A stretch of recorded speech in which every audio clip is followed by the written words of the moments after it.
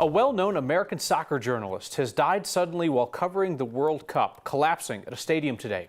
Grant Wahl was a longtime sports writer for Sports Illustrated, among other outlets. He'd been an outspoken critic recently of the Qatari government. That government shrugged off workers' deaths and taken a hard line against LGBTQ rights while it hosts the World Cup.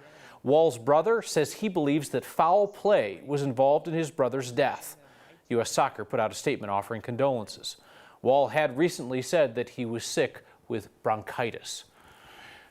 The state is outlining its initial plan to bring more wolves to Colorado 2 years after voters statewide overruled local objections in the areas that will actually get the wolves. Now, most ranchers didn't like the plan. A whole lot still don't. But 9 News reporter Cole Sullivan spoke to one who says working on the plan changed her perspective.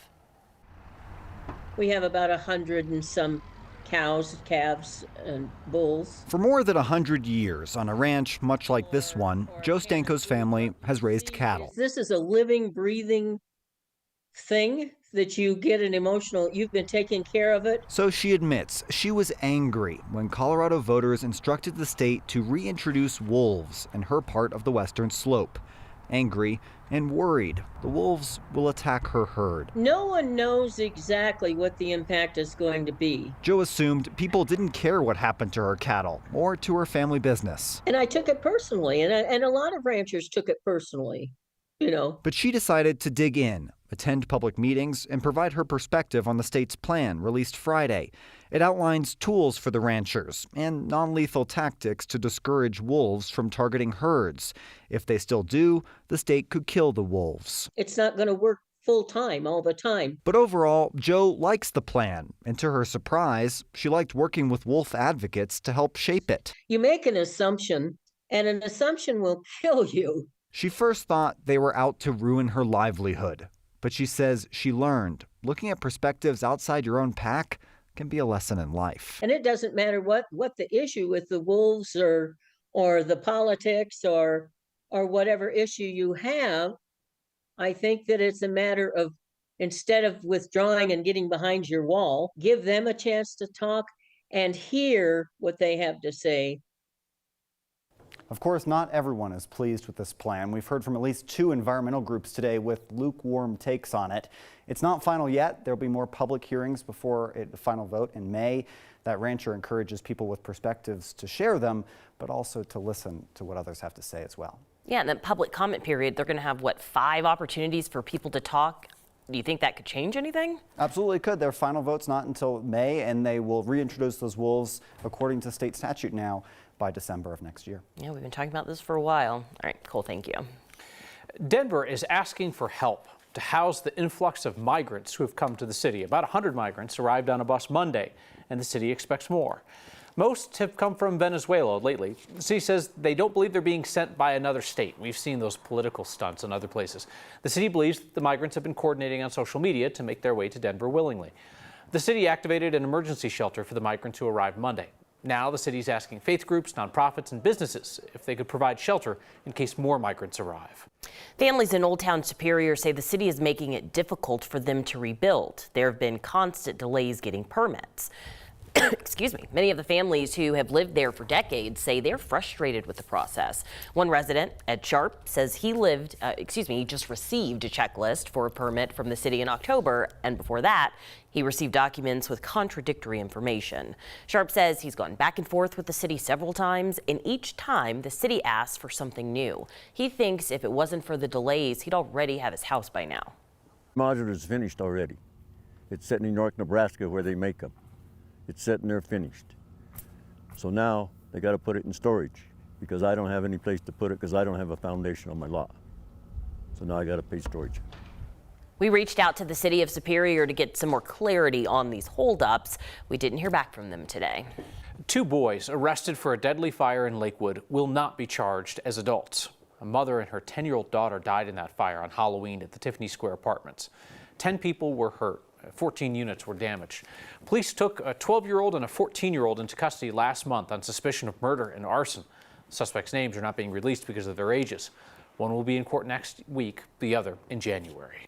A woman accused of murdering her 8-year-old great-nephew is expected to enter a plea during her next court hearing. The case is a part of a 9 News ongoing investigation. Susan Bafour appeared in court this afternoon, but was given a new date of February 6th because she needs a new public defender. Her current counsel is leaving the public defender's office. Bafour is charged with child abuse resulting in death and first-degree murder. Court documents show she repeatedly beat her great-nephew, Demetrius Wilson. In June, she also used electrical tape to bind his mouth, arms, and ankles. He had died by the time Bafour called Denver police that next morning.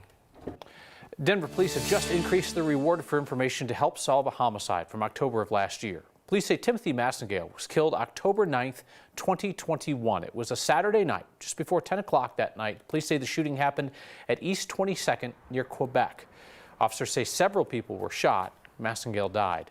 Police are offering a $20,000 reward for information. If you know anything, you're asked to call Crime Stoppers.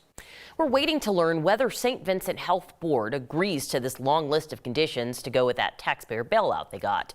Employees did get paid today, but other conditions are still up in the air. The board asked county commissioners for help making payroll after realizing they may not have had enough money to pay their employees. Well, yesterday, Lake County commissioners approved that $437,000 taxpayer bailout, but it came with conditions like a public apology from the board, monthly financial updates, and no more requests for money.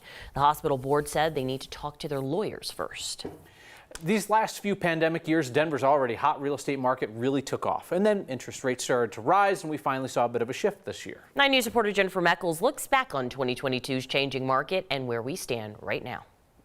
2022 is almost in the rearview mirror, and what a difference 12 months can make. The difference between January and today is fast and slow. A fast real estate market to start the year was really a continuation of a market on fire since the pandemic started. Back in January, the Denver Metro Association of Realtors found homes spent less than 20 days on the market.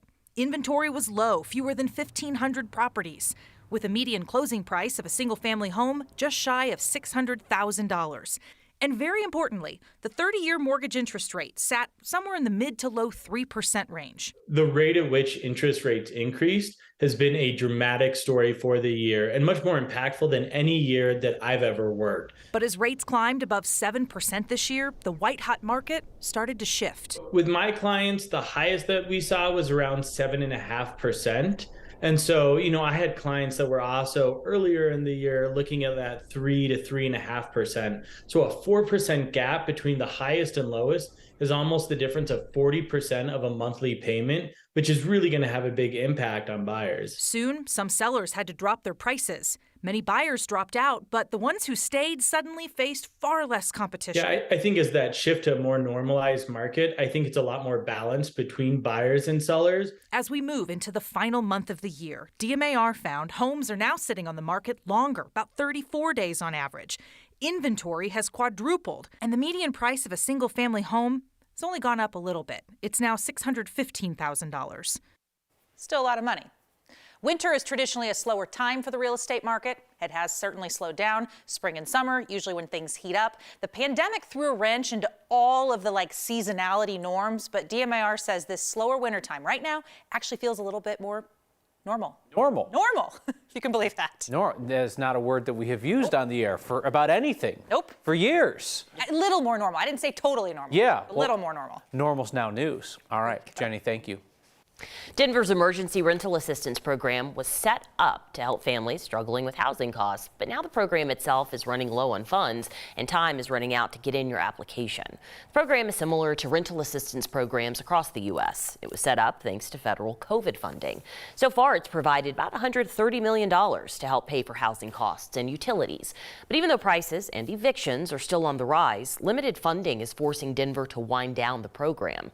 Residents can still apply for the program until midnight tonight, but it is going to cut the amount of assistance each applicant can receive. The Colorado State Patrol is handing out an anti-theft tool for car owners. Today they were giving out free identification stickers to put on catalytic converters. It has a special identification number and a QR code to help police track it down if it's stolen.